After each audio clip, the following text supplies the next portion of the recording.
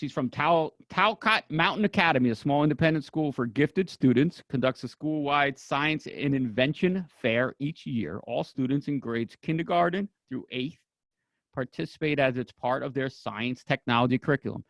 Expectations and procedures are modified by grade level. This presentation will be a brief overview of the objectives, logistics, and outcomes of the program. Man, this is tough for me to read.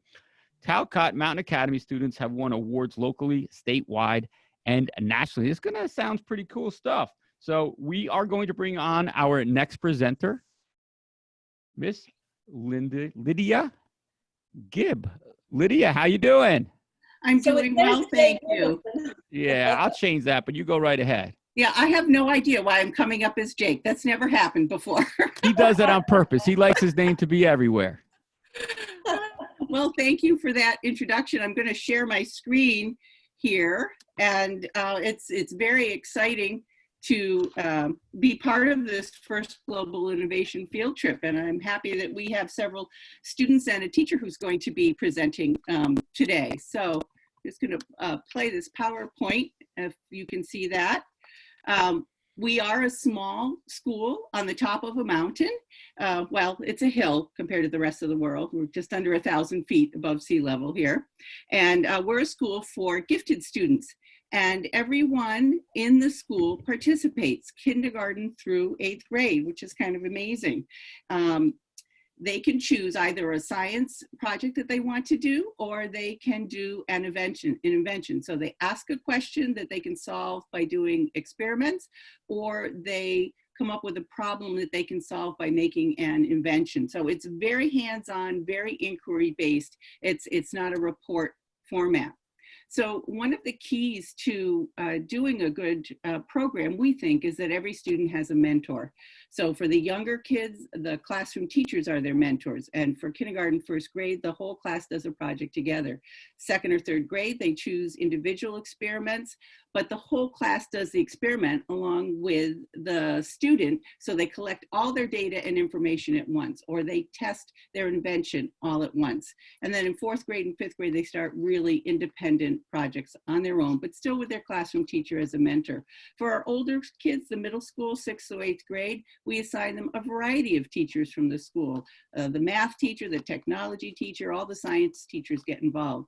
We're kind of unique in that we are part of a science center, the Talcott Mountain Science Center. So we have STEM resources, be it people or equipment, at our disposal. This is our K1 class a couple of years ago. So you can see they go through the process of inventing and science projects. So they understand the critical and creative thinking that's involved. We do allow time during the school day for these projects. They're not done at home. We think it's important that it's part of the curriculum, so they do it during a special time called enrichment, which is an hour and a half every Wednesday during the winter months, and they also do it in their science classrooms. And doing it at school also ensures that the projects are done by the students, and that the students have equal access to materials, and that enough time is also spent on the projects. So when we first started the inventing process as compared to science, one of the reasons that we looked at it was because in Connecticut, the Connecticut Science Fair doesn't start till 7th grade. So after our school fair, there's no place for the younger kids to go with their projects. So the invention convention in Connecticut starts at kindergarten. So we thought, well, that's really cool. The kids can go on with their projects then. And then we started comparing what are the processes, the creative thinking, the critical thinking, the problem solving that's involved. And we compared them side by side. And the process is very similar doing an invention versus a science experiment. And we really like that. So the first thing was pose a problem. So each of our students comes up with a problem that they want to solve, and they brainstorm with other kids how to solve the problem and their teachers. We also use brainstorming and coming up with ideas. Sometimes that's the toughest thing to do, is come up with the idea to begin with.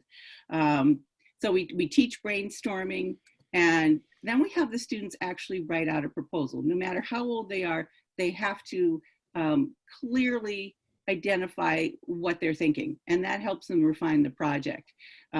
So it makes them think more clearly. It has mentors to review it, so make sure it's within the scope of the kid's ability, and also that it's not too big of a project to tackle. And it's also, of course, reviewed for safety, which is a big part of it. And then they research what materials are they going to need. The Connecticut Science Fair has a $50 limit, so they look online for what they can get, what they need. They borrow things. They can go to the thrift shop or even the landfill to find what they need for their projects. And then they make a schematic diagram for the design of their invention, or if it's like this one, it's an app, they do a kind of a flow chart or diagram to help them. And then they start building.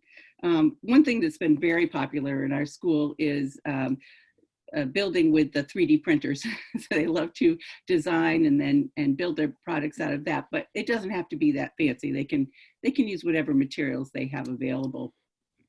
And then they test and revise again. This student started her project to make cool earmuffs, because when her ears got hot, she had no way of cooling them down. And this is this year's project. And her first project or design had Ziploc baggies, and they leaked. And when she put the water in the baggies in the freezer to cool them down, they were hard blocks, and that didn't feel good on her ears.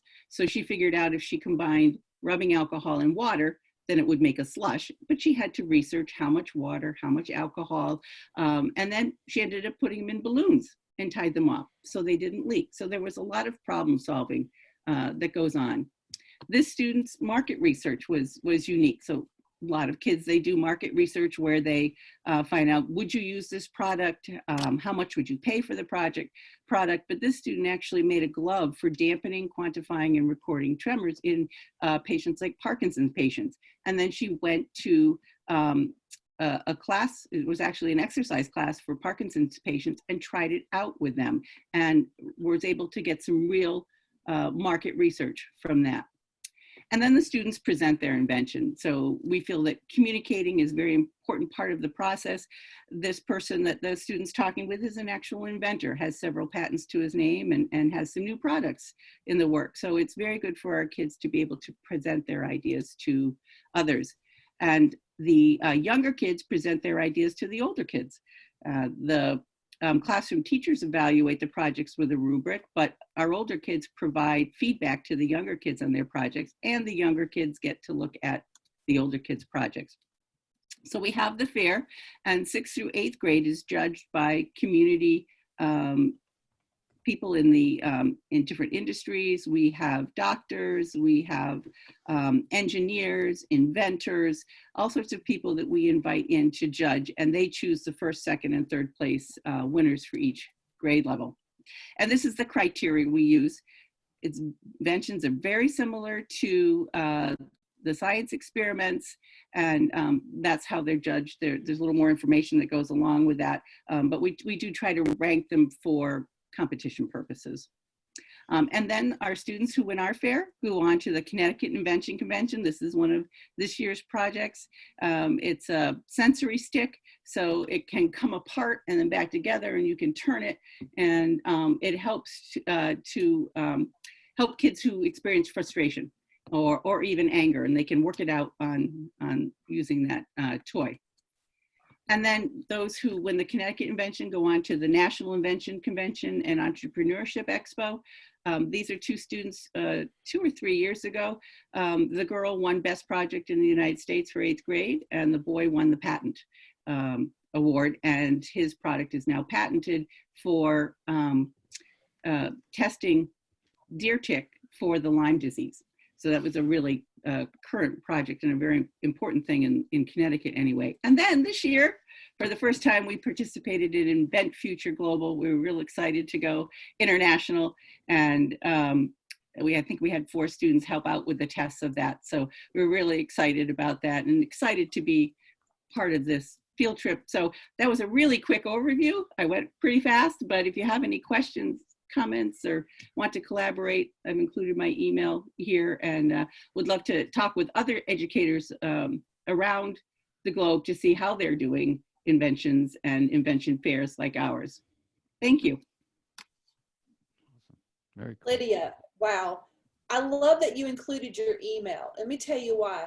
So we want to feature the kids on this show, right? We really want to show what they're doing. We want to honor the teachers that are mentoring and allowing these opportunities to happen. But my passion is then to hook these teachers up with other teachers from around the world, so you have a sounding board. You know, we always talk about the most robust conversations happen when there are more people in the room.